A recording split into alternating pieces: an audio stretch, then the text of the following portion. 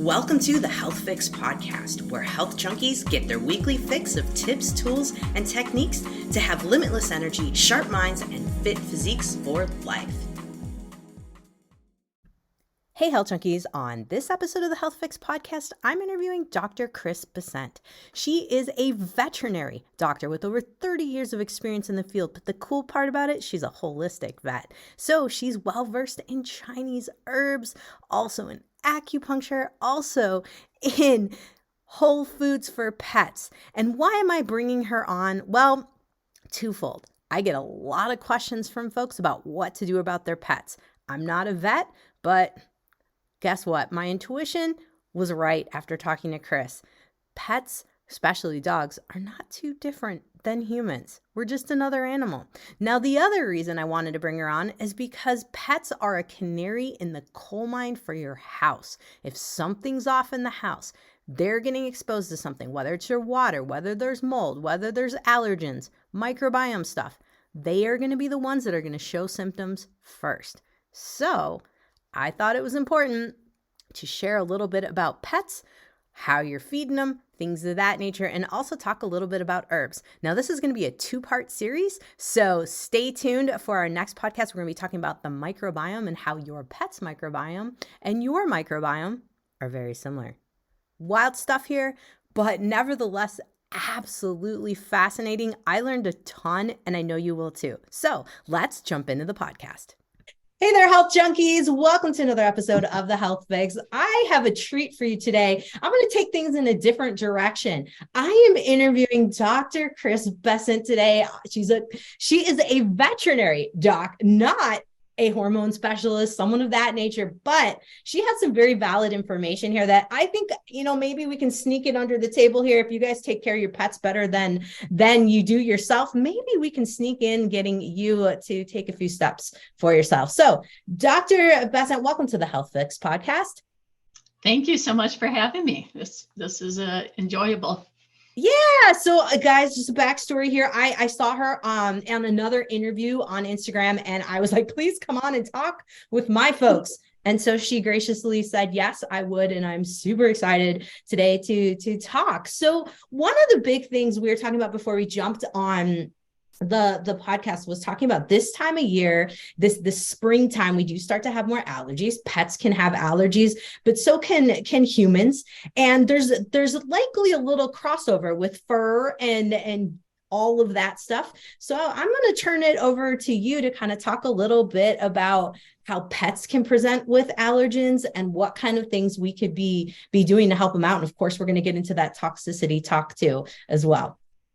Yeah, I would say that animals, cells are cells. And so even though humans, we think we're so unique, we're just another animal out there. And so hypersensitivity or allergic reactions that happen in humans happen to animals as well. And it's all of the same things that we would see in people. So allergies are either inhalant or something they ate or something they contacted. So an inhalant is the most common, and that is molds and dusts and pollens and everything that is going to be in bloom as spring comes. And so we oftentimes see that animals do well in the wintertime when it's cold and damp, and the only allergens are the things that are in the house. So but now that spring is coming and things are blooming and grasses are coming back and trees are starting to bloom, you'll see a massive increase in allergies in dogs this time of year. So it's inhalant, it can be food. So, there's no question that the nutrition of dogs is so bad, like the bar is so low that there's so many different toxins in foods that absolutely affect them and can cause a hypersensitivity reaction. And then lesser is contact. And contact would be, let's say you wash their bed in a laundry detergent with lots of perfumes. Dogs would be very sensitive to that. So the same hypersensitivity, that reaction that happens, in a human happens in a dog as well. But I would say that dogs manifest it differently. So for dogs, it's always either skin. So it's itchy skin and itchy ears and itchy faces, but it's hot, red, inflamed, hot spots, and just itchiness everywhere. Or the other is they show it up as GI disturbances. So if they're eating a food that has a toxin that they're developing a hypersensitivity reaction to, you'll see this massive disruption of their microbiome, and you'll see diarrhea and vomiting, and almost always you see a combination of the two, meaning that they have some itchiness, but they also have some GI upset as well. So the incidence of purely just skin without any GI, or purely GI without any skin, is few and far between. Usually you see them both, but you don't see like necessarily sneezing and things like runny eyes like we would see in people. Yeah. It's different in animals. They reflect it in the skin, they reflect it in the gut.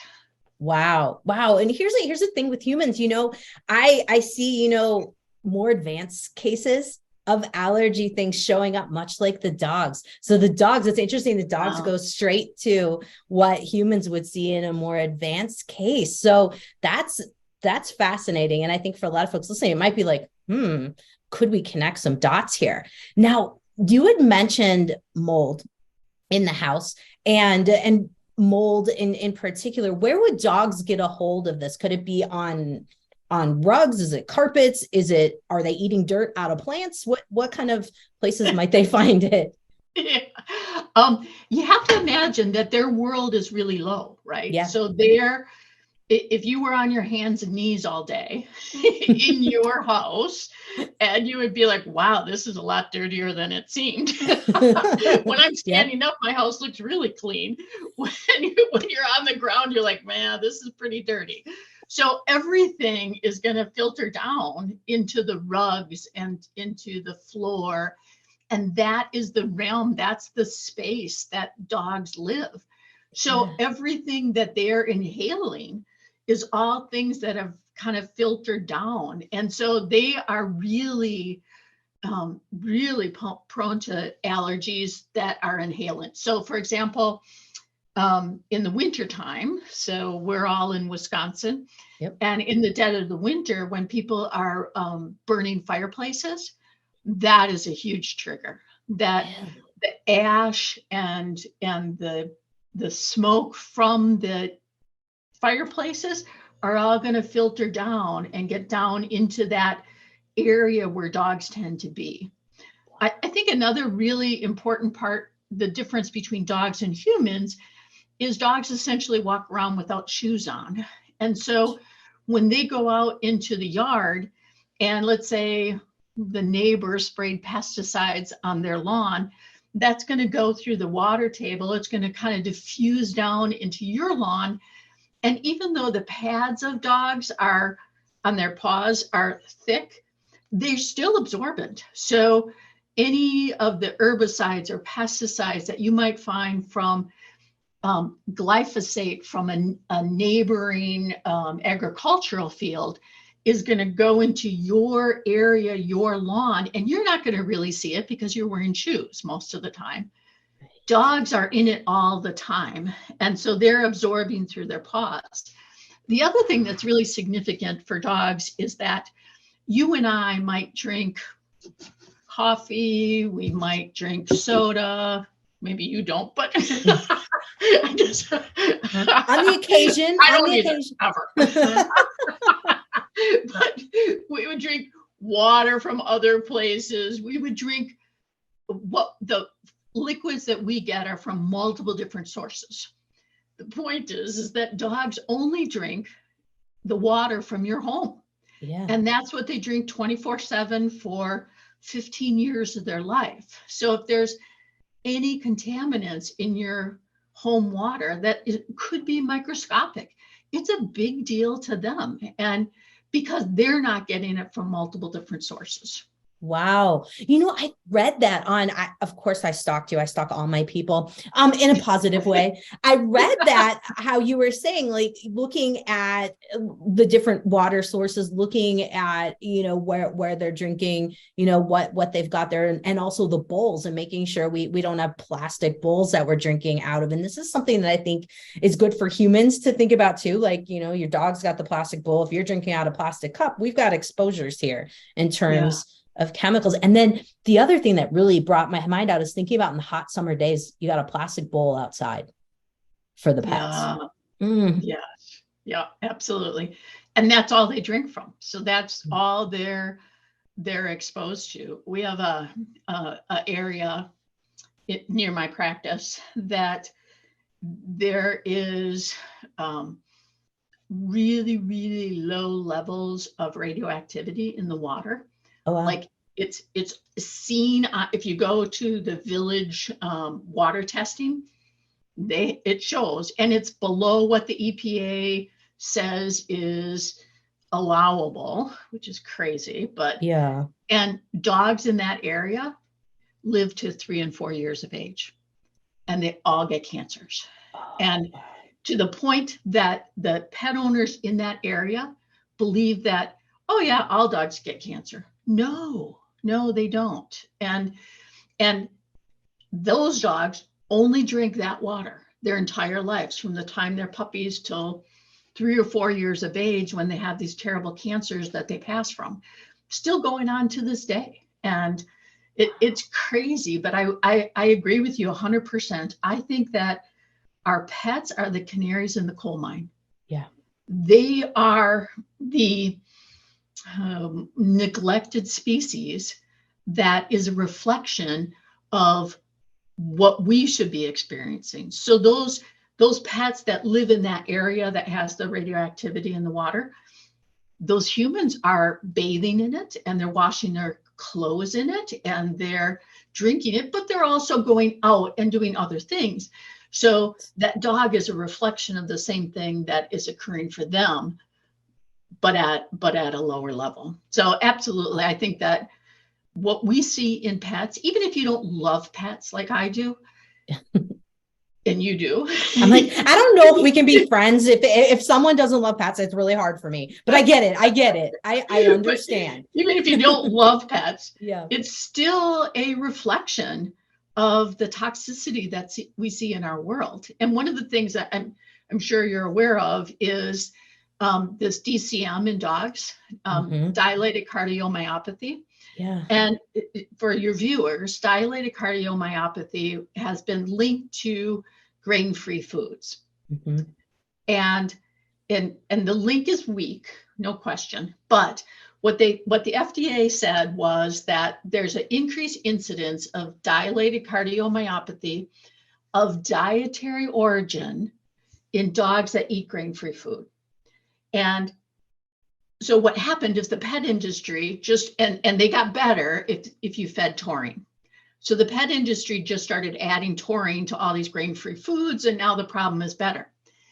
But the point is, those grain-free foods, they went from being food that was high corn, soy, wheat, to food that was really high in legumes. So lentils and peas. Unfortunately, lentils and peas these days are massively contaminated with glyphosate. And that is how, when you see a field of lentils or a field of peas, they want to harvest them all at the same time. So FDA and the EPA are totally fine with the farmer spraying the field with glyphosate, Roundup, the active ingredient in Roundup, and then 7 days later, harvesting those seeds essentially and putting it in our food source. Now, here's the canary in the coal mine. Dogs were only eating that. That was what those grain-free foods high in glyphosate, and there's no question they are high in glyphosate. I mean, there's lots of studies out there that show the level of glyphosate. Those dogs only ate that grain-free food got huge amounts of glyphosate, and it damaged the processing of the heart muscle and the utilization of taurine. And so we added taurine in, but we never took the glyphosate away. So the downfall is we can ignore it as humans, but the bottom line is we're feeding this to our children, we're feeding this to our families. And again, the dog is showing you that, hey, high amounts of glyphosate in our food is not healthy for you. That eventually it's going to be the straw that broke the camel's back. But in the typical fashion, we just get rid of the problem and never get to the root of it. And I think the root of it is so massive, so big, that if we had to acknowledge that we are openly allowing massive amounts of glyphosate to be put on our food source and then being fed to our people and our animals, it would be game changing. I mean, it would be incredible. Yeah. Well, Yeah. that's really depressing, huh? Sorry, ladies. It's well, you know, sometimes we at least have, I mean, knowledge is power, right? And the more we know, okay, so we have this. And unfortunately, you know, I live in the middle of farm country. I'm not going to tell my farmers who have been around me for hundreds of years and multiple generations what to do. And so the bottom line is you figure out, okay, if I can't control it right now, what can I do within my environment? And I know you talk a lot about milk thistle for the dogs, and I love it for humans. What can someone do? You know, maybe they live in a residential area and they know their neighbor sprays, or the True Green Lawn people come. You know, what can people do to lower their dog's exposure and help on a daily basis, as well as their own? Obviously, we can go from there, but of course, I'll let you speak to your expertise as to what can we do to turn it around a little bit better than what's happening right now. Yeah, I think that avoidance is absolutely the number one. Common sense. If your neighbor is spraying, and then your dog needs to go for a walk to go to the bathroom, not go in your yard, or at least wait till a couple of rains so some of it leaches down into the soil. That is one choice. Milk thistle, pulsing it is a great way to do that. If you know that your neighbor is spraying, then you could give your dog milk thistle for like 3 or 4 days, or even a week after that. So if they're going to have exposure to it, let's at least give them the tools they need to be able to protect themselves, and hepatoprotective. So avoidance is absolute. But then, you know, for animals, it's the majority of toxins come from the food. And so it's really this heavily processed grain-based kibbles that we feed to our pets all day, every day. And it's really, there's so many toxins in it, and it's such, the plane of nutrition is so low. Plus in animals, we put frontline on their skin and absorb it through their skin to kill ticks every month. We give HeartGuard every month. We vaccinate every year. I mean, just the things that we do with animals, you would never do to your child. You would never say, okay, my kid's got a tick, and so I am going to put this toxic substance on their back every single month to all year round, not just in the summertime, all year round, just to protect against the tick. And I would say I'm not an extremist with throw out the baby with the bathwater. Yes, ticks have lots of negative diseases that come with it, and it's not good either. And so you kind of have to weigh it out. But let's say you decided that you did need to use a tick preventative. Well, then give milk thistle before and for like 3 or 4 days after.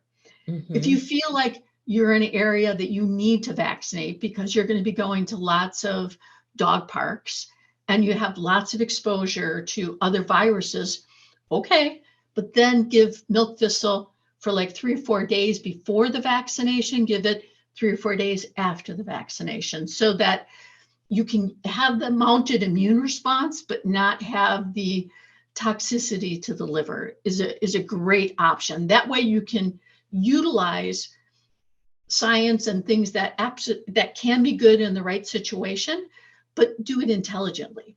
Yeah. You know, we're in Wisconsin, and so there's no ticks in the wintertime. So doing frontline or heart guard every single month in the wintertime is craziness. And unfortunately, as a veterinarian, I know that the reason that companies recommend it is because they think that pet parents are too dumb to start again in the spring, which is craziness. And the other is you buy more. Oh, yeah. If you're giving it in November, December, January, February, when there absolutely is no mosquitoes and no ticks, why on earth would you be giving give your dog a toxin at that point? That's craziness. So I think that we can be a lot more conscientious that toxins really do matter, and that you might not see in some pets, you're going to see it immediately. So you give the vaccine, and then the next week they start itching like crazy, or they develop seizures. I mean, there's so many things that when you listen to pet parents, they'll say, my dog was great until I did 3 vaccines in a row, all at the same time, just blasted him with it. And then from that point on, he's had allergies, or at that point on, he's had seizures.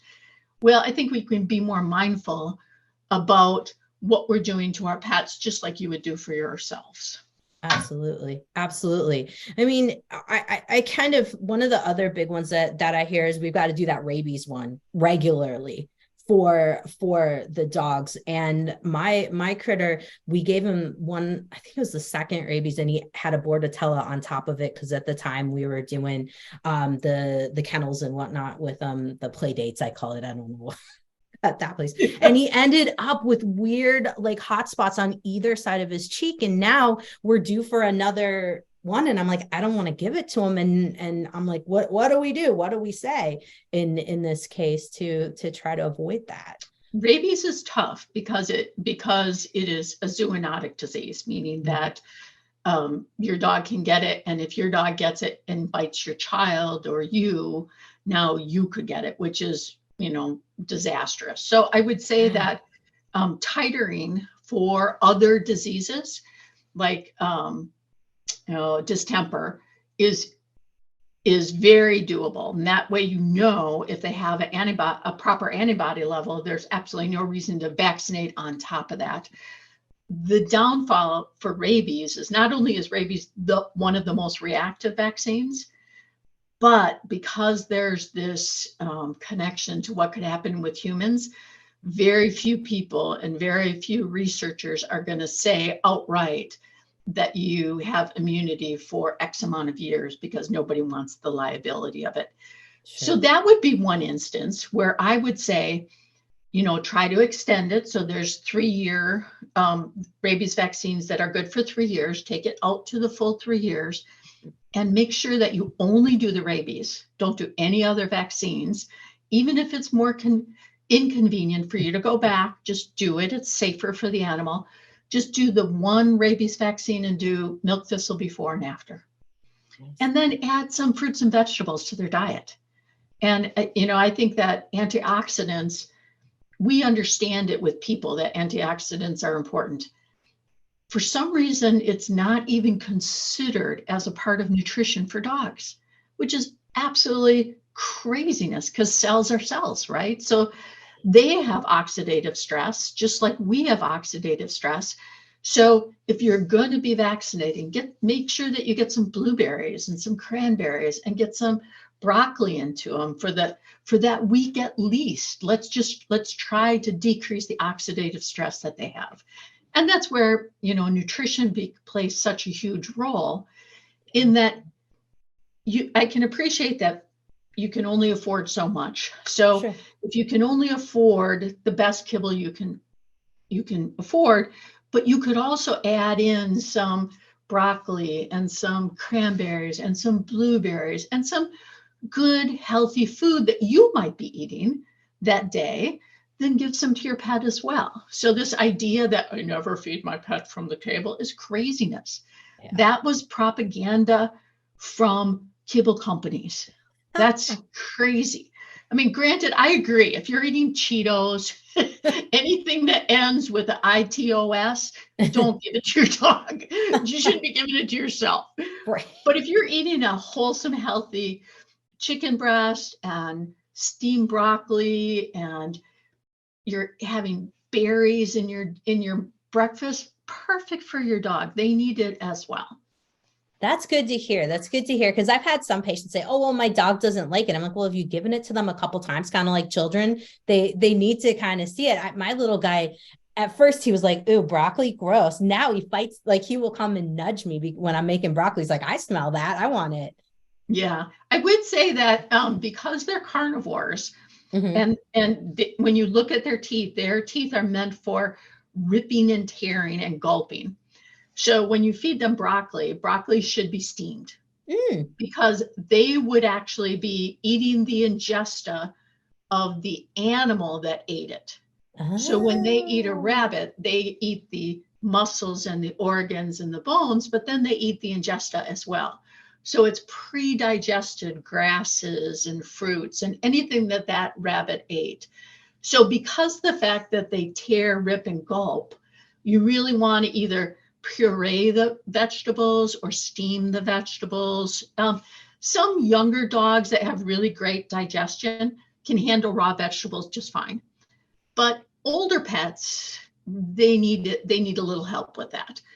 Berries, those are easily digestible and those are fine. But I mean, that brings up a whole nother point of species appropriate diets for dogs. Yeah. That dogs are carnivores. And so therefore, they should get their protein from animal sources. So if you're eating chicken breast, give them some.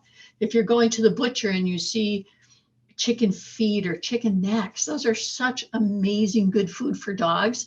And that's the best way to clean their teeth, because when they chomp down on it, their tooth goes all the way through the soft, pliable bone. And then when they pull it out, it cleans the teeth.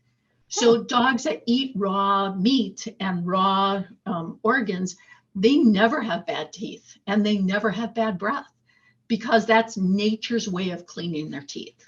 Oh, that's fascinating. I never thought about that. I think a lot of people probably kind of like we've been brainwashed to think you go get the little greenie things and you give them. Now, what kind of toxins are in greenies? I'd love to know because I don't do it anymore. But horrible. And look at the ingredient deck. It's wheat gluten.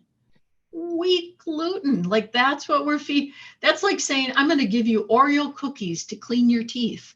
I'm going to give my kid Oreo cookies every day, every morning before he goes to school. You better eat your cookie because that's what cleans your teeth. That's how insane it is. I mean, it really is insane. And unfortunately, if you're only putting wheat gluten into this thing and selling it for a lot of money, you've got tons of money to advertise and make it seem like it's the greatest thing ever and do the propaganda so people blindly go, okay, I'll take it. And my dog likes it. Yeah, it's crazy. My kid would like to eat an Oreo every morning too to clean their teeth. But yeah, it's insane. It's like the same. I mean, it's translates to humans too. The same propaganda we've had both with the food. It's wild. It's wild. So of course, I noticed that you have your own food line for dogs, and I'd love to talk about that because I've dabbled in different lines with my dog and found that sometimes I can't get him to not to call it the company, but just for dogs. We used that one for a while and he wouldn't eat it. And then I was left to thinking, well, should I make it for myself? I don't know. What do I do here?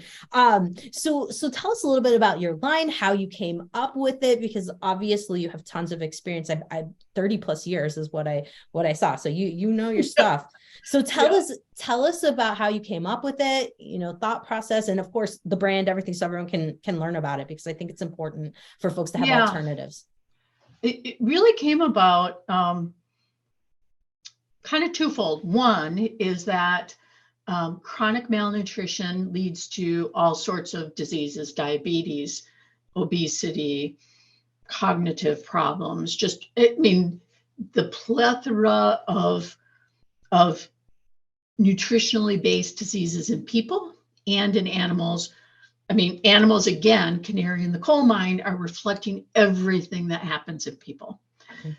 And people were eating heavily processed food, and dogs were feeding heavily processed kibble. So as a veterinarian, what I saw that animals who ate well healed well. And I had this wonderful one of my very many wonderful clients, and one was this woman named Joanne, and Joanne was just the greatest. She took amazing care of her dog. So her dog in the morning for breakfast got a smoothie with flaxseed and krill and blueberries and cranberries, and just like had this amazing diet. And every time she brought her dog in, she would be smoking a cigarette. and for breakfast, she ate a Snickers bar. So I'm like, now she was not very healthy, but her dog was amazingly healthy. And her dog ate well and healed well and lived long, vibrant life. And to me, that was like that was an aha moment of why aren't we feeding pets better? And nobody thinks they're feeding bad. Like if you ask anybody and you say, what are you feeding your dog? They'll tell you whatever it is, and they'll be like, that's the best one out there. No, it's all heavily processed. It's like saying I feed my kid the best cereal, the best box cereal that I can find. Well, no, it's still not real healthy food. So what I also got introduced to was freeze drying. And that freeze drying, if the average, so dogs are carnivores, and as carnivores, they should have, it's kind of a reverse food pyramid. So they should have really high levels of meats and organs, smaller amounts of veggies, and then less amount of fruits and the least amount of grains. So complete opposite of a human food pyramid. The downfall is meat and organs are icky. They're icky and they're gooey and they're just gross. And would the average person just grind up a bunny every day for your dog? No, even I won't do that. But what I will do is I'll scoop a dry kibble and give it to my dog. Well, freeze drying is as close to that as it can be. So for freeze drying, you take these organs and meats that are all gooey and yucky, and you blend them with the fruits and the vegetables. And when you freeze dry them, you pull all the moisture from it. So with only about a 3% loss of heat liable vitamins, minerals, or antioxidants. So you really, freeze drying is as close to fresh whole food as possible, and it doesn't have the ick factor. Oh, and nice. So I thought, as a veterinarian, now that I would do, and that the average pet parent would do, that the average person would do. You could still hold a job and feed your animals well. God bless those people who home cook. It's fabulous, but it's a lot of work. So we kind of saw ourselves with two possibilities. Either we're feeding junk kibble, or we're dedicating a crazy amount of time and energy to home cook. Freeze dried was somewhere in between. So as a veterinarian and an entrepreneur, I invested heavily in freeze dryers. So we have 14 fabulous, giant, industrial-sized freeze dryers, and we make species-appropriate food for dogs in a non-icky way. So if you look at the Simple Food Project, we called it the Simple Food Project because that's what it is, just simple food. Yeah. It's not all of these byproducts and weird words that you can't understand and that you need to look up. It's beef and carrots and spinach and krill and all just really good, wonderful things in the levels that a dog needs in a non-icky way. And then we try to make it as cost-effective as possible. So granted, the difference between feeding kibble and feeding freeze-dried is definitely more expensive. Sure. Because whole food and real food is more expensive. So if you go to the store and you're buying real fruits and veggies and real meats versus going and buying 6 boxes of cereal, it's going to be more expensive to do real food. But as a veterinarian, I say pay now or pay later. Like if you're not feeding your dog well throughout his lifetime, then they're going to develop all sorts of illnesses that you're going to end up paying your veterinarian to try to fix if you care about your dog.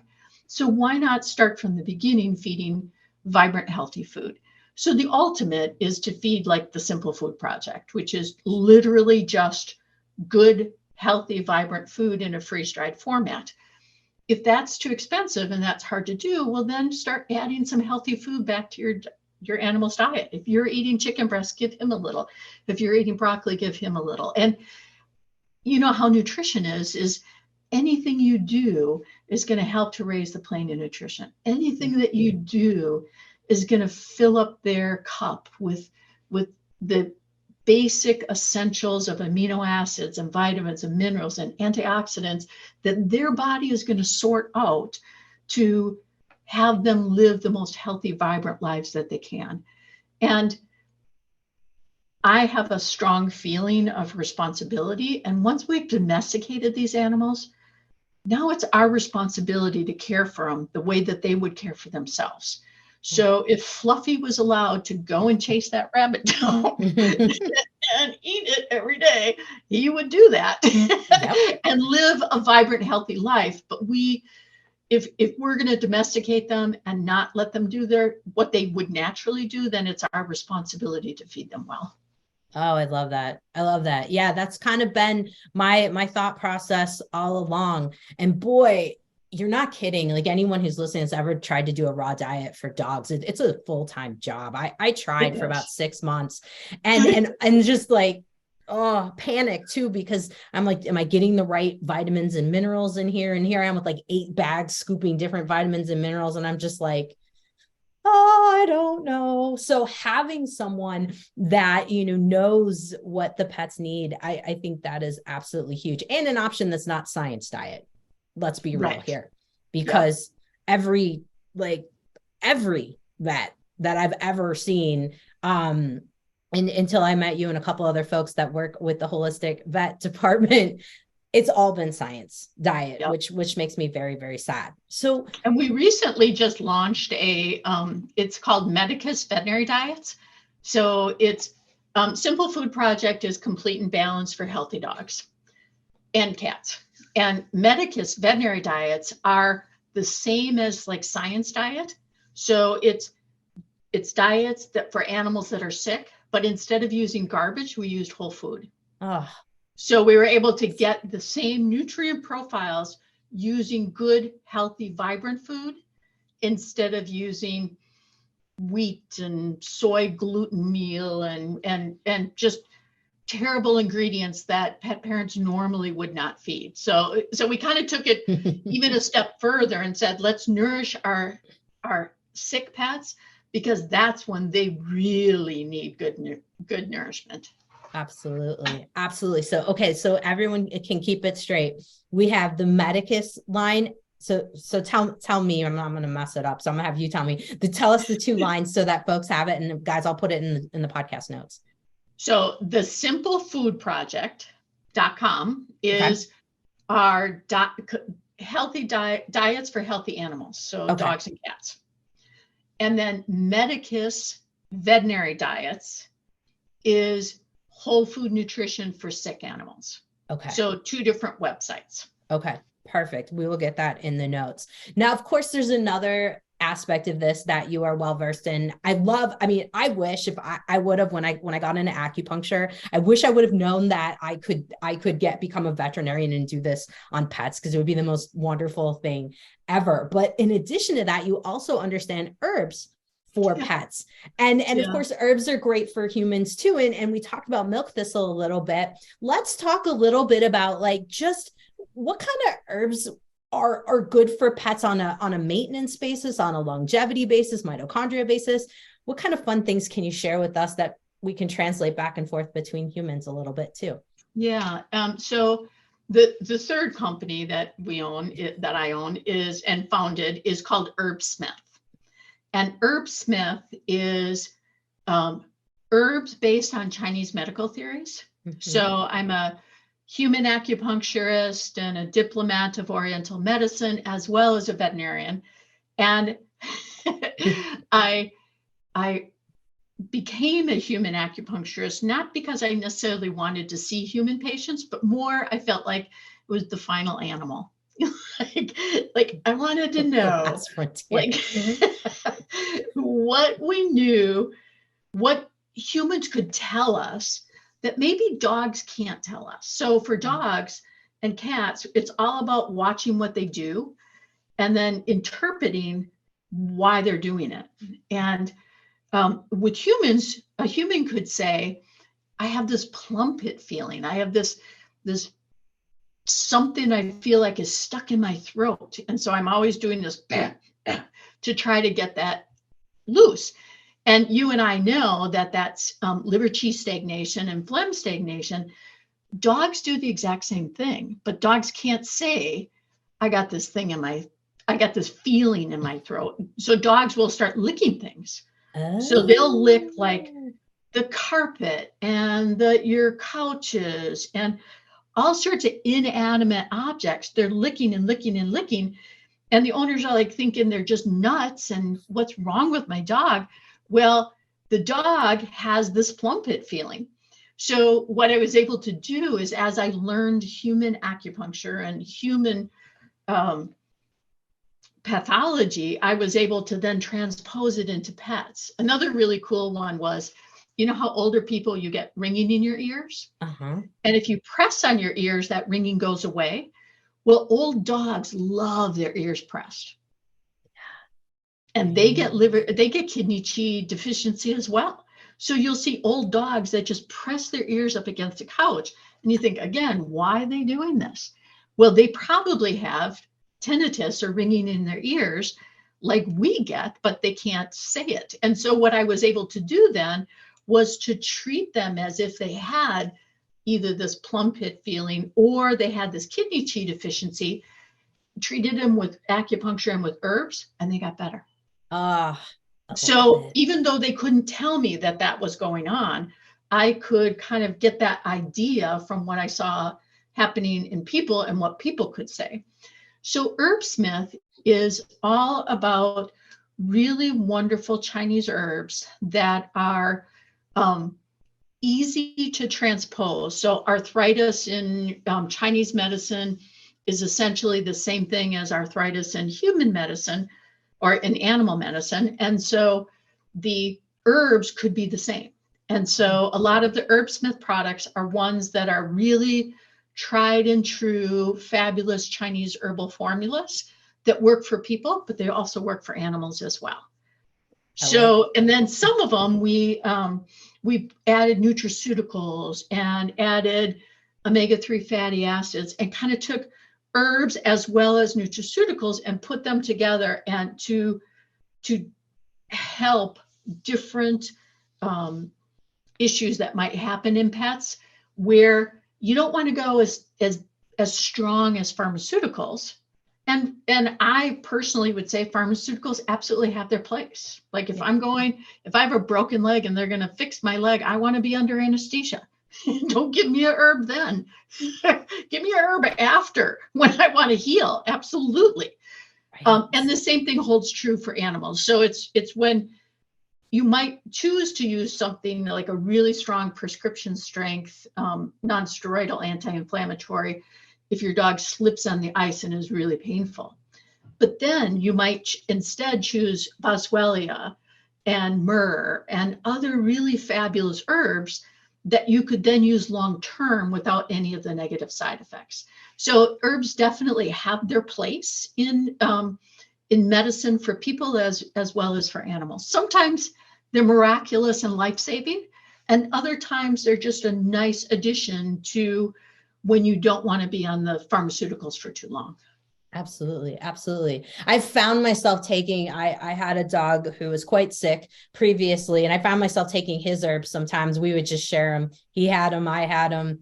We were. Yeah, all of the Herbsmith herbs are human grade herbs. They all come with certificate of analysis. They're free of heavy metals, of pesticides, of E. coli, salmonella. They're tested for authenticity and purity. So the herbs that you're going to get for your pet are human grade, highest quality herbs, because you know me, a cell is a cell, and I'm not going to feed an animal lesser quality herbs.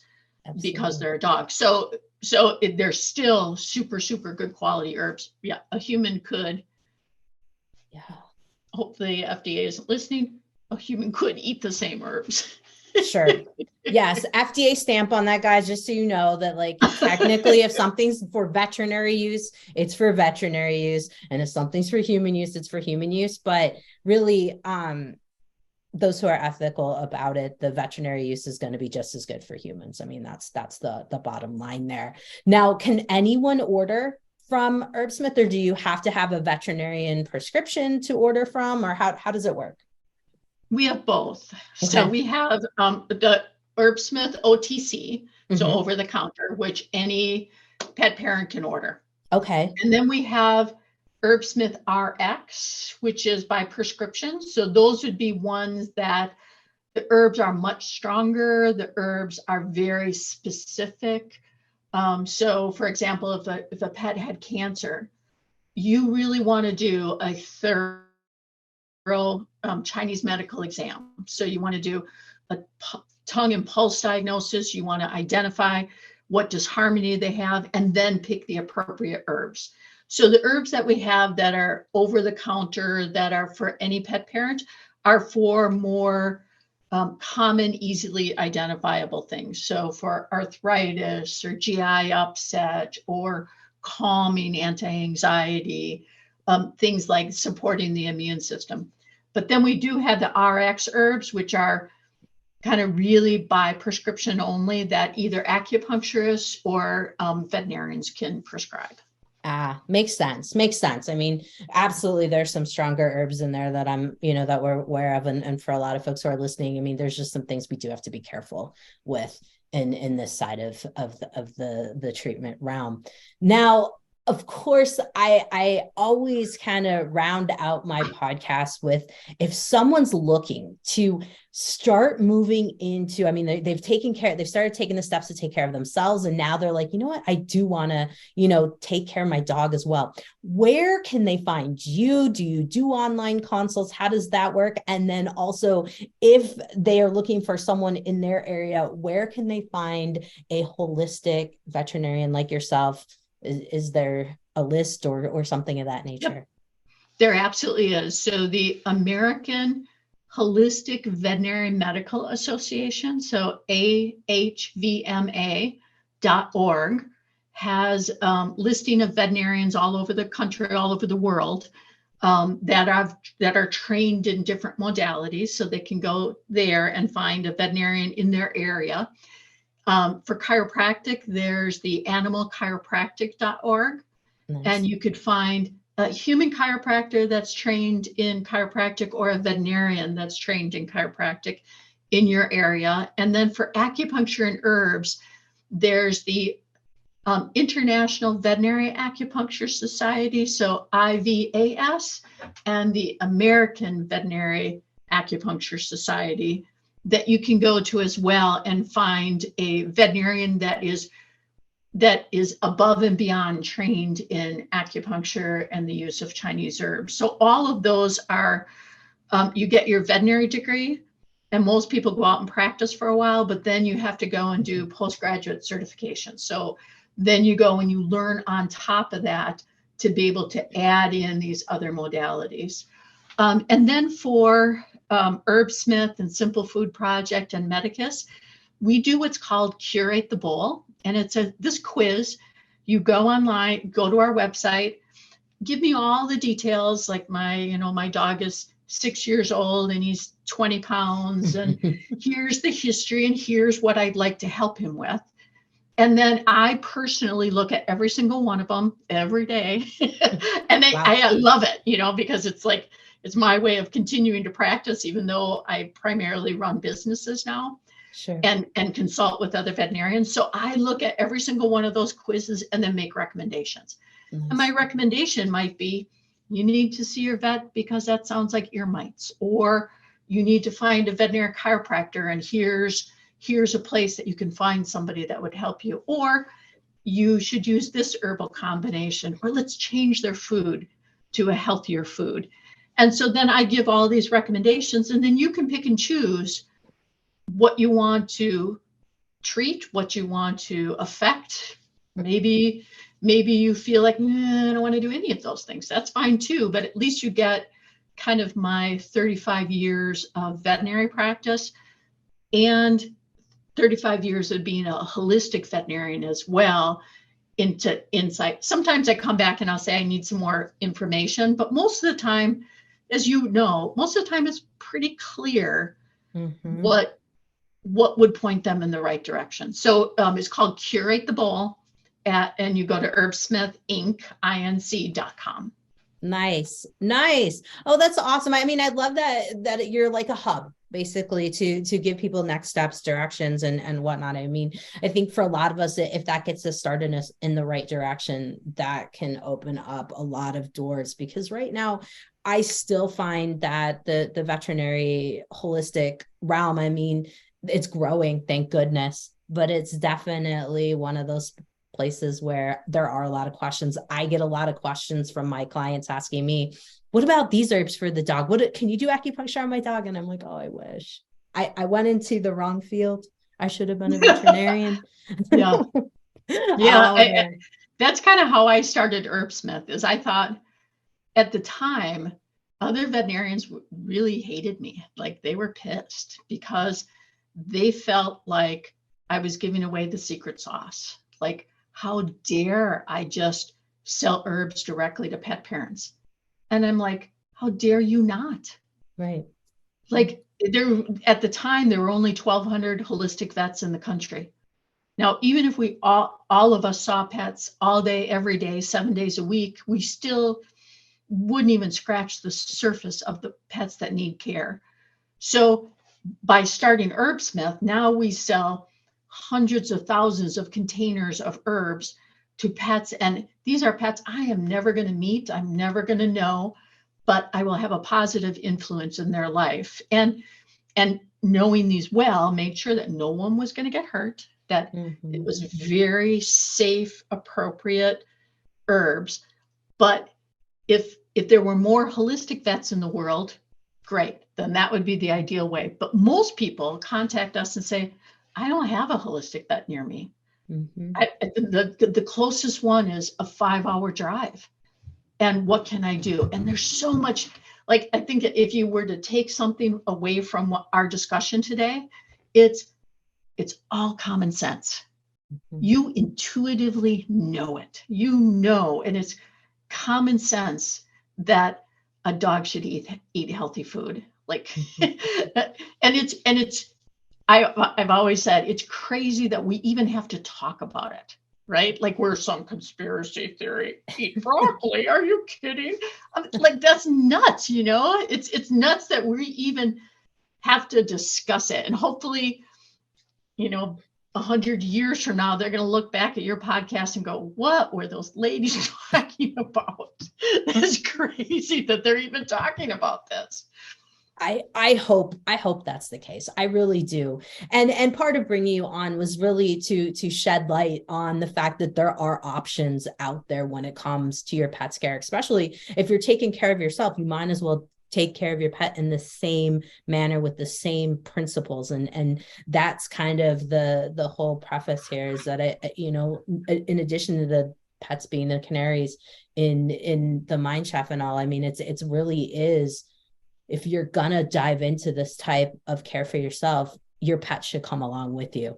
I mean, Absolutely. So my goodness, Thank you, Dr. Chris, for doing what you do, sharing your knowledge with everybody. And I can't wait for this podcast to go out because it's load. You have so many resources. I mean, guys, I dove into your website for about 2 hours last night into all these different blog, holes. It was like midnight before I went to bed because I was like, oh, I didn't know that. Oh, I don't know this. I mean, we could probably do a podcast just on dog microbiomes from what I gathered from you. Oh, so absolutely. I think we might have to do a repeat and talk about that for sure, because I think the microbiome component is so relative to what's going on with humans. And if your dog's off and you're off, something's going on in the house. It's actually an interesting study came out where they showed that the changes of the microbiome of the dog reflect the same changes of the microbiome of the human, which you and I intuitively, common sense tell you, yeah. But there's science that shows that the disruption that would happen in a human's microbiome also happens in their pet living in the same household. All right. Well, we will definitely do a microbiome chat because I will tell you after the podcast how much I learned. But boy, guys, you want to do this. You want to go to the next one here when we talk about the microbiome. So, Dr. Chris, thank you so much for coming on. I sincerely appreciate it. Absolutely. It's always great to talk with like-minded people. Thank you. You're welcome. Hey, Health Junkies, are you feeling just off? Feeling like you're aging a little bit faster than you want to and wondering what in the world is up? Hey, I might have some answers for you and some direction. If you want to chat with me, I am offering complimentary calls right now. You can head over to Dr. spelled out JKRAUSEND.com. Take my quiz, click on the schedule a chat, and let's talk and see if we can get you in the right direction. And if I'm able to help you, I'm going to let you know. Otherwise, I'm going to help you find what you're looking for. Head over to drjkrausend.com and check it out now. Hey, fellow health junkie, thanks for listening to the Health Fix podcast. If you enjoyed tuning in, please help support me to get the word out about the podcast. Subscribe, rate, and review, and just get that word out. Thanks again for listening.